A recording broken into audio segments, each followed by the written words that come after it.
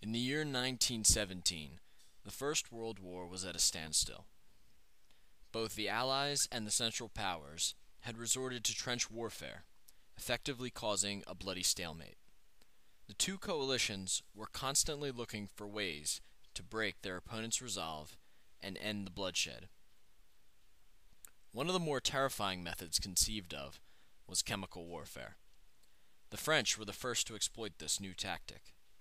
Their chemical of choice was tear gas. The Germans retaliated during the Second Battle of Ypres with chlorine gas. Still, neither side moved very much. The lines held firm. In the fall of 1917, the Germans unleashed a new type of chemical. It was dubbed mustard gas. Unlike some of its predecessors, mustard gas was odorless, and its effects were not instantaneous. It could take up to 12 hours for the first symptoms to appear. Also, in contrast to many other chemicals, it was not used because of its lethality, but rather its ability to thin the ranks of the enemy. The chemical burns it caused were often so severe that it would mean a contaminated soldier could never return to the fight. And on top of that, the gas was known to stay in the soil for weeks at a time. For the men being bombarded with this dreadful substance, there was little protection. By this time, soldiers had been issued gas masks for protection, but mustard gas only needs to come in contact with the skin for it to be effective. And so the numbers of injured men continued to climb. Between 1914 and 1918, the number of British casualties due to mustard gas numbered around 20,000. 4,000 of them died from the exposure. So where did the Germans get this new weapon? The method for creating the substance had already been documented years before by the British scientist Frederick Guthrie in 1886. However, in the same year, another scientist, Victor Mayer, published a new method for synthesis, one that produced significantly larger yields. Finally, in 1913, Hans Thatcher Clark, working in Berlin with Nobel Prize winner Hermann Emil Fischer, perfected the recipe, with the inclusion of hydrochloric acid. It was this method that was brought to the attention of the German government and used in the war. The British, who started using the gas towards the end of 1917, were unaware of Clark's method, and so had to use the method conceived by Guthrie, which was much less effective. In the end, mustard gas was not the tide-changing weapon the Germans had hoped for. By November of 1918, the war was over and the Allies were victorious. Afterwards, the shells filled with mustard gas found in Germany were dumped into the Baltic Sea for disposal. In retrospect, this was not a very effective method.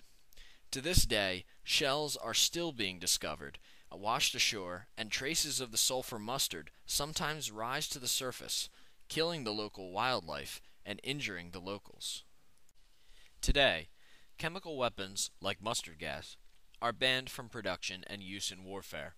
This law was enacted by the signing of the Third Geneva Convention in 1925, but the United States did keep some sulfur mustard in several military storage sites.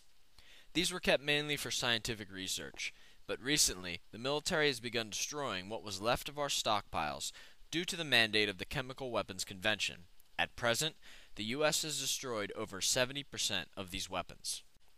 In 2006, an article was published in Emergency Medical Journal detailing an incident in which a 35-year-old U.S. military male was exposed to sulfur mustard while disposing of a shell left over from the First World War. The patient first noticed symptoms 11 hours after the disposal of the shell. He went to a civilian emergency department where his symptoms gradually went from pain and blisters to the emergence of arrhythmia and vesicles. The next day showed an increase in arrhythmia and an enlarging of the blisters. It was determined that he had sustained chemical burns on 6.5% of his body. He was soon transferred to a university burn center where the affected areas were regularly cleaned and antibiotic ointments were applied. By the 7th day, the arrhythmia was calming down and the blisters were also subsiding. The patient had improved enough by the 10th day that he was discharged. However, he continued to receive outpatient care. This case not only shows the intensity of this chemical, but also its longevity. It also shows the impact of improved medical care. In 1917, that serviceman would have suffered much more and he may have even died, whereas with modern medicine, he was able to return home after 10 days. Mustard gas and other chemical weapons have indeed left their mark on history.